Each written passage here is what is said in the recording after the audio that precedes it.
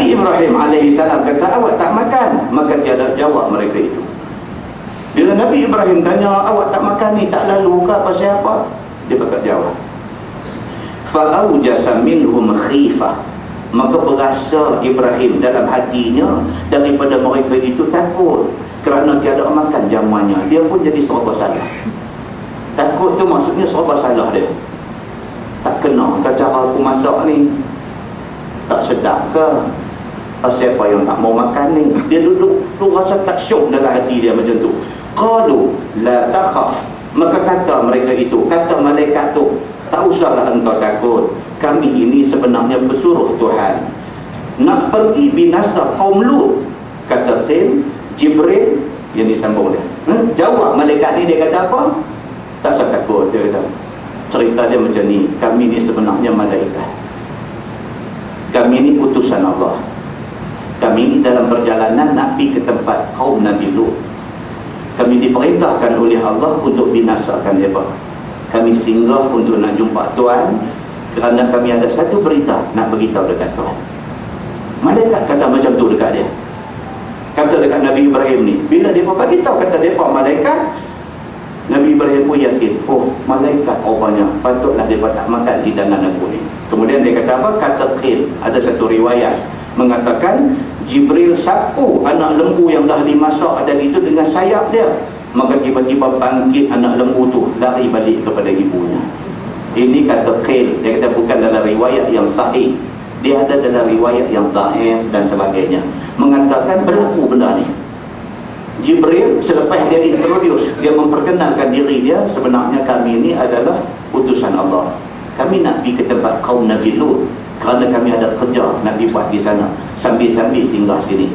Kata Qil, kata riwayat yang dhaif ni, Jibril dengan sayap dia, dia sapu atas anak kambing hadam masak peluh-peluh tadi ni, susah payah masak tu, dia sapu-sapu, bangkit balik anak lembu ni, lari balik hisap tek mak dia. Jadi begitu katanya. Tujuan dia apa dia?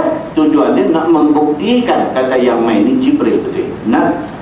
Memang sebenarnya dia malaikat daripada Allah. Itu maksud dia. Maka barulah kenal Ibrahim akan mereka itu malaikat, dan aman dia daripada mereka itu. Barulah dia rasa hadu tak syok tadi pasal dia tak makan tadi, dia berasa lega balik. Oh malaikat, memanglah malaikat tak makan.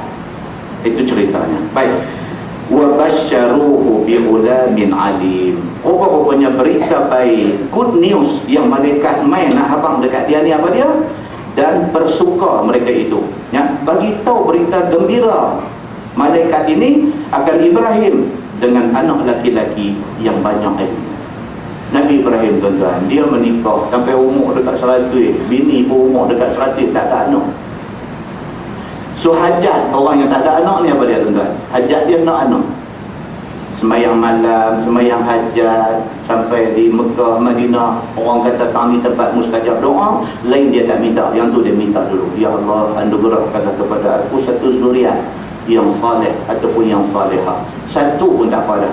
Itu hajat orang tak ada anak. Demikianlah Allah bagi kepada Nabi Ibrahim sampai umur tua, anak tak ada. Tiba-tiba malaikat mai singgah dekat dia. Malaikat kata kami ni singgah aja, kami nak pergi ke lain, kami ada kerja di lain. Kami singgah ni pasal apa? Wa basyaruhu bi ghulamin alim. Kami nak bagi tahu dekat hang satu berita gembira. Hang akan dapat satu anak, yang anak hang ni esok akan jadi orang alim, orang yang banyak ilmu. Sudahlah akan dapat anak, itu sudah cukup gembira. Abang siap-siap dah, anak ni akan jadi orang alim. Dua berita gembira sekali dia dapat, iaitu Nabi Allah Ishaq alaihi salam. Itu ceritanya. Baik, fa aqbalat imra'atuhu fi sarrah fasakkat wajhaha. Maka datang oleh